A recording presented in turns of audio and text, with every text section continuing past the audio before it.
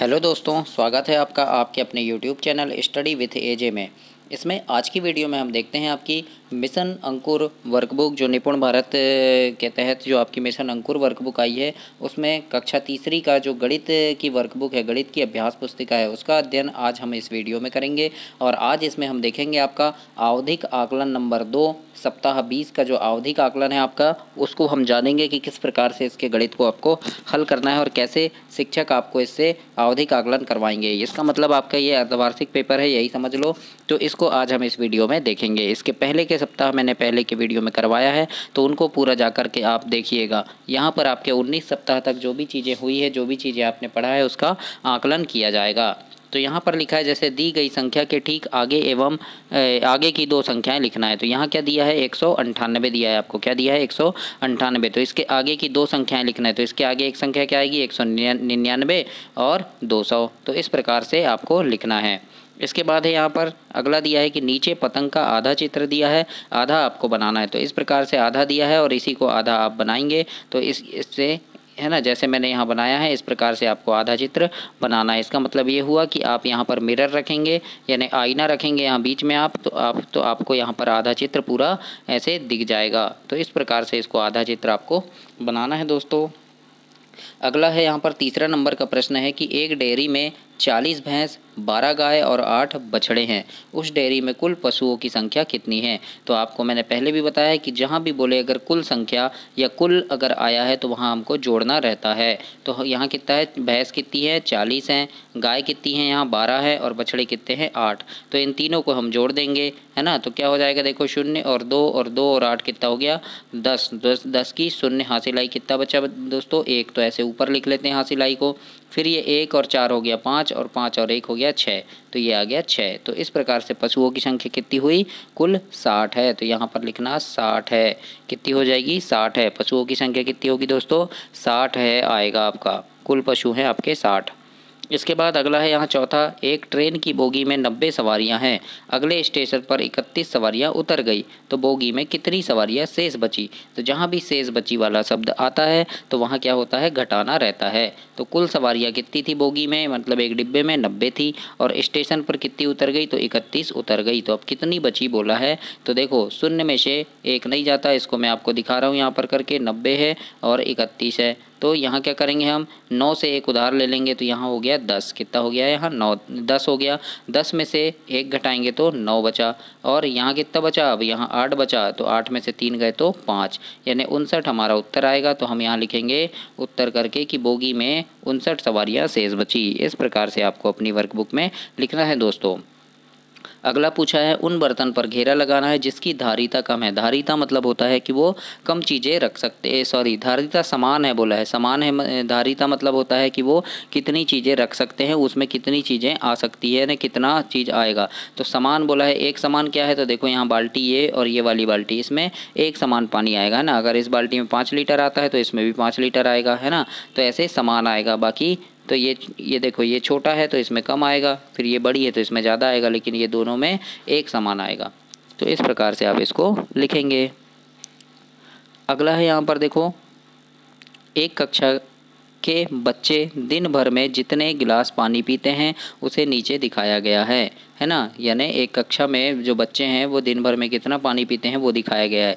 तो एक गिलास पानी पीने वाले बच्चों की संख्या 2 है, 2 गिलास पानी पीने वाले बच्चों की संख्या 4 है, यानी 4 बच्चे जो हैं वो 2 गिलास पानी पीते हैं, और 2 बच्चे जिसमें से एक ही गिलास पानी पीते हैं, और 7 बच्चे ऐसे हैं जो 3 गिलास पानी पीते हैं, और 3 बच्चे ऐसे हैं जो 4 गिलास पानी पीते हैं, यानी एक दिन में, है ना। ये बताया गया है। अब यहाँ हमसे पूछा है कि दिन भर में 4 गिलास पानी पीने वाले बच्चों की संख्या कितनी है। तो देखो 4 गिलास कहाँ है, ये है 4 गिलास, और 4 गिलास पानी पीने वाले बच्चों की संख्या कितनी है, 3 है।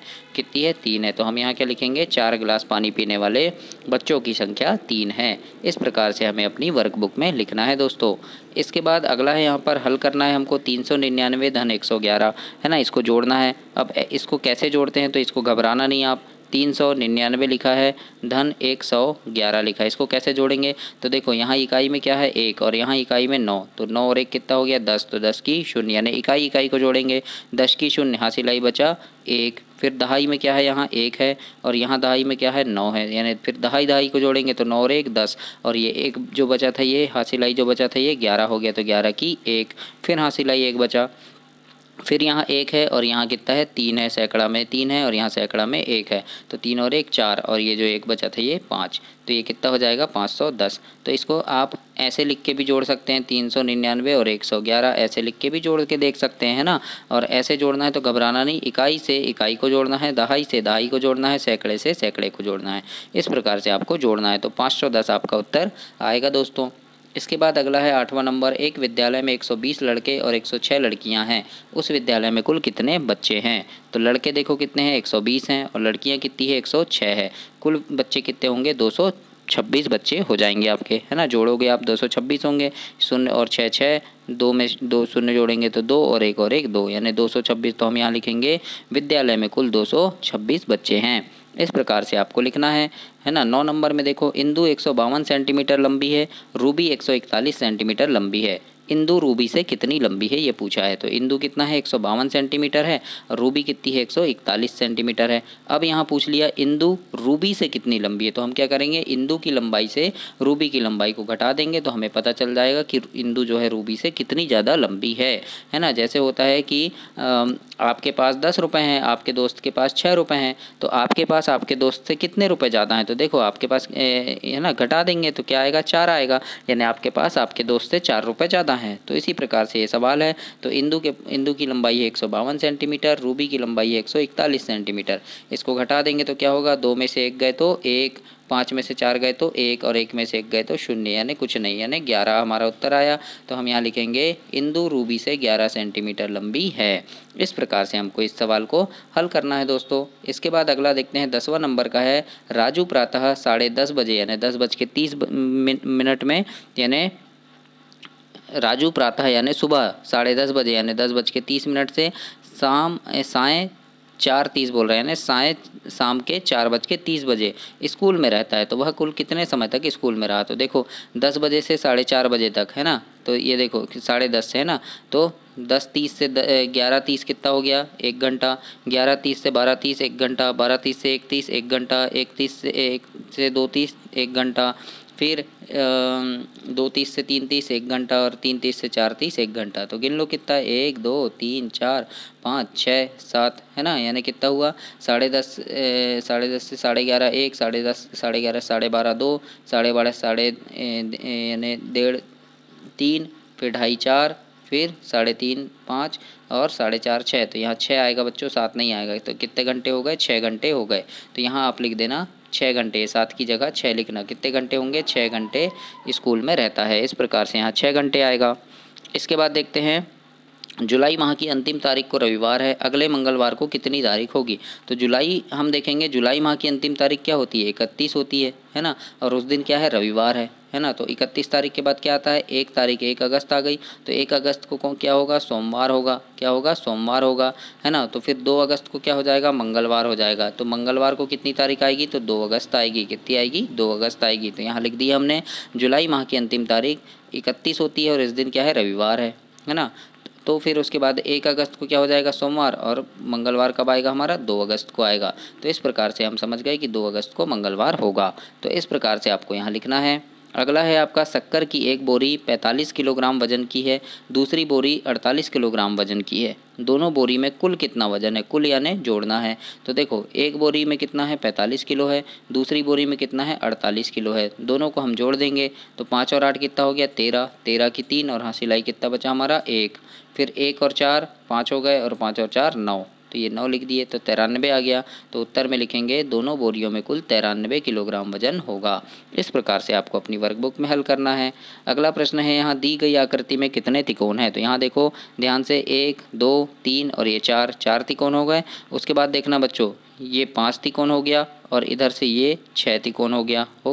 अब यहाँ देखना, ये वाला, ये और ये 7 त्रिकोण हो गए, ये है ना, और ये और ये 8 त्रिकोण हो गए, यानी कुल कितने त्रिकोण हैं इसमें, 8 त्रिकोण है इस त्रिभुज में, यानी इस आकृति में 8 त्रिकोण है। इस प्रकार से आप लिख सकते हैं। त्रिकोण की संख्या गिनना आपको आना चाहिए दोस्तों। अगला है यहाँ पर दी गई आकृति के किनारे एवं कोनों की संख्या लिखना है हमको, है ना। तो किनारे मैंने आपको पहले बताया था 12 होते हैं, ये 1 2 3 4 हो गया, फिर ये 5 6 7, फिर 8, फिर इधर 9, ये 10 और ये वाला 11 और ये 12। ऐसे कितने होते हैं किनारे? 12।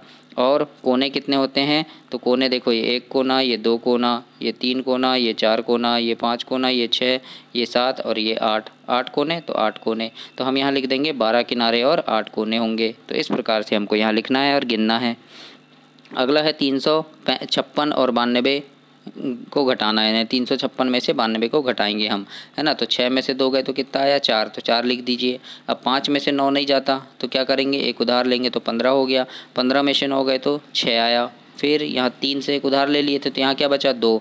2 के नीचे कुछ नहीं है तो 2 को जैसा का वैसा लिखेंगे तो 264 हमारा उत्तर आएगा, है ना। इस प्रकार से आपको करना है दोस्तों, ऐसे आप करेंगे। अगला है अदिति के पास 200 रुपये हैं, 183 रुपये का उसने सामान खरीदने के बाद उसके पास कितने रुपए बचेंगे? तो अदिति के पास कुल कितने रुपए हैं? 200 रुपये हैं। उसने सामान कितने का खरीदा? 183 रुपये का सामान खरीद लिया। तो उसके पास कुल कितने रुपए बचे ये हमें लिखना है। तो कितने रुपए बचेंगे?